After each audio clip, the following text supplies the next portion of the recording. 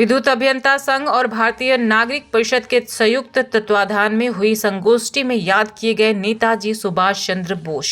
विद्युत अभियंता संघ और भारतीय नागरिक परिषद के संयुक्त तत्वाधान में नेताजी सुभाष चंद्र बोस की जन्म जयंती पर आयोजित संगोष्ठी में नेताजी को भावभीनी श्रद्धांजलि अर्पित की गई और उनके वीर नायकत्व को स्मरण किया गया। संगोष्ठी में मुख्य अतिथि के तौर पर बोलते हुए all India power engineers federation के चेयरमैन शैलेंद्र दुबे ने कहा कि नेताजी सुभाष चंद्र बोस का जीवन संघर्ष भरा सफर है और उनके द्वारा देश को स्वतंत्र कराने के प्रयास को एक अमर गाथा के रूप में जाना जाता है।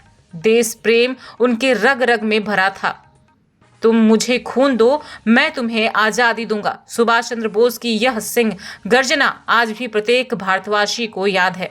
उन्होंने कहा कि नेताजी अपने अंदर और बाहर शक्ति की साधना करना चाहते थे। उनकी अपनी शख्सियत के लिए भीतर की साधना जरूरी थी। इसीलिए वे मानते थे पूजा का उद्देश्य है मन के भीतर की शक्ति का बोध करना।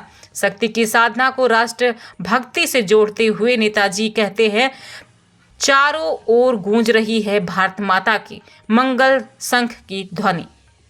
यह देखो पूरब के आकाश पर भारत के भाग्य देवता तरुण सूर्य के रूप में दिख रहे हैं। और यह कहकर वह युवा मन को झकझोरने लगते थे। वह जानते थे कि नई पीढ़ी को जगाने बिना कोई निर्माण नहीं हो सकता। मुख्य वक्ता शैलेंद्र दुबे ने कहा कि नेताजी की 125वीं जन्म जयंती पर उनके सपनों के भारत का निर्माण जिससे दरिद्र नारायण की पूजा हो करने में हम अपने कर्तव्य का ईमानदारी से पालन कर सके, यही नेताजी के प्रति हमारी सबसे बड़ी श्रद्धांजलि होगी।